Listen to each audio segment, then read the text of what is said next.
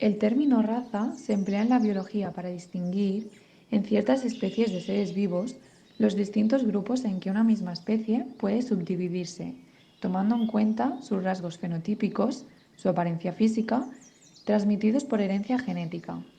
Surgieron dos movimientos predominantes que tenían por interés distinguir de manera racional y científica entre las distintas culturas encontradas en los demás. Por un lado, el expansionismo, que es la tendencia que tienen algunos estados a extender su base territorial o influencia económica sobre otros países, a menudo por medio de la violencia.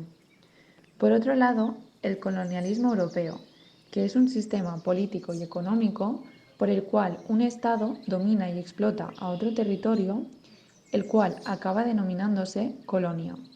En este caso, la colonización supone la usurpación y apropiación de la tierra y con ella de su riqueza y recursos, el sometimiento de la población y la implicación de los intereses del Estado sobre los del país colonizado en materias de cultura, religión, estrategias económicas y derechos civiles, políticos o sociales. Así, en el siglo XVII se dieron los primeros intentos por categorizar a los seres humanos por raza. Este es un término que se usaba para describir a un grupo de personas que comparten características físicas, como el color de la piel o los rasgos faciales, así como identidades sociales o culturales y orígenes ancestrales similares. En los siglos XVIII y XIX surgieron las primeras teorías de antropología racial, las cuales defendían que la raza era equivalente a una subespecie, dando lugar a movimientos racistas y nacionalistas. Estudios posteriores en el siglo XX demostraron que la supuesta variación racial no se trata en ningún caso de subespecies humanas distintas. En la actualidad, ya no se utiliza el concepto de raza para hablar de personas con distintos rasgos físicos, sociales o culturales, sino que hablamos de raza humana, como equivalente de humanidad, es decir, de la especie humana en su totalidad, sin distinciones. La etnia es un grupo de personas con características fenotípicas heredables a sus descendientes y de rasgos socioculturales específicos transmitidos de generación en generación. Como ya hemos visto, el concepto de raza surge en la colonización, de la necesidad de distinguir entre razas humanas para el mercado de esclavos, en el que se exaltaban ciertos rasgos físicos como la fuerza y la resistencia, o rasgos sociales como la docilidad. Esta visión totalmente racista de la humanidad, según la cual unos nacían para gobernar y otros nacían para ser gobernados, se afianzó a lo largo del tiempo y se convirtió en la base de las sociedades coloniales de los siglos XVII y XVIII. En el siglo XIX, el concepto de raza acabó siendo un asunto ideológico, ya que a cada raza podía atribuírsele ciertos aspectos culturales, políticos o morales, sin tomar en cuenta la historia de cada cultura ni sus propias particularidades, teniendo así una justificación científica al maltrato, explotación, exclusión, etc. Actualmente, el racismo no ha desaparecido, a pesar de que buena parte de la humanidad habita en comunidades multiculturales y de que la migración global es un fenómeno notariamente enriquecedor de las sociedades. Como ya hemos visto, el racismo es una construcción social que excluye a las personas por su color de piel, religión, procedencia cultural, linaje étnico, etc.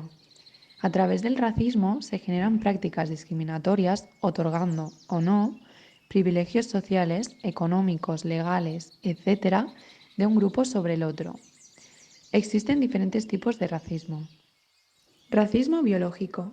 Entiende que una raza es biológicamente superior a las demás, que amenazan con degenerar la raza que es considerada principal. El racismo biológico no cree que los miembros de otras razas deban tener ningún derecho. Piensa que deben ser excluidos totalmente e incluso apuesta por la segregación física. Un ejemplo de este tipo de racismo fue el llevado a cabo por el régimen nazi en los años 30 y 40. Consideraban la raza aria como una raza pura y superior. Racismo cultural. Se denomina así cuando se rechaza o se denigra de las tradiciones provenientes de una etnia considerada inferior o mala, abogando por una cultura pura. La ironía es que ninguna cultura es realmente pura, sino que se trata del resultado de procesos históricos de asimilación y mezcla que hoy en día resultan indetectables. Se habla de racismo institucional cuando las instituciones del Estado operan en base a la discriminación racial, es decir, cuando la justicia actúa diferente de acuerdo con el color de piel del ciudadano, o cuando las prácticas racistas se internalizan y normalizan dentro de la política. Racismo inverso o discriminación racial positiva. Ocurre cuando se discrimina a un individuo perteneciente a la etnia mayoritaria, es decir, a quien normalmente no es discriminado, o también cuando se dan privilegios a un individuo que pertenece a una etnia discriminada, como compensación por pertenecer a ella. Racismo aversivo. Se emplea este término para nombrar al racismo y la xenofobia sutiles, disimulados dentro de posturas supuestamente contrarias al racismo convencional. Puede considerarse una forma de racismo inconsciente, ya que el individuo puede conscientemente no querer serlo, pero ciertas acciones inconscientes delatan su incomodidad o frialdad frente a miembros de otras razas. Racismo oculto. Es una forma discriminatoria no explícita, que legitima y extiende el racismo de manera indirecta, a menudo disfrazando sus argumentos de pseudociencias, de razones políticas o de juicios sociales que, en apariencia, no son racistas, sino objetivos, pero esconden una forma de pensamiento excluyente. Existe una pirámide del odio que va creciendo en función de la gravedad, la cual analizaremos a continuación. Estereotipos. Es una generalización para clasificar a las personas y simplificar. Son heredados de generación a generación y pueden ser positivos, negativos o neutros. Prejuicios. Es un sentimiento de hostilidad, miedo o rechazo de la mayoría hacia la minoría. La primera culpabiliza a la segunda de sus necesidades, debilidades, precariedad, etc. Este prejuicio lleva a la discriminación. Racismo. Es una vulneración de los derechos humanos, una infravaloración de las personas, lo cual lleva implícito una pérdida de autoestima y una exclusión social que genera xenofobia. Discurso de odio. Se construyen para justificar la discriminación, lo cual provoca una pérdida de libertad. Para combatirlo, debemos invertir recursos en educación, empoderar a los colectivos discriminados y generar diálogos. Delitos de odio. Es un acto tipificado de delito dentro del Código Penal y motivado por parcialidades o prejuicios que contempla tanto ataques verbales como físicos. Los crímenes de odio y racismo pueden tener efectos inmediatos y a largo plazo en las víctimas y en la sociedad. Lo que tenemos que hacer es, primero de todo, identificar que somos víctimas de este delito de odio y racismo y validar los sentimientos que esto produce en nosotros. Segundo, comunicarlo a alguien, ya sea personas conocidas, fundaciones, ONGs, entidades de confianza, etc.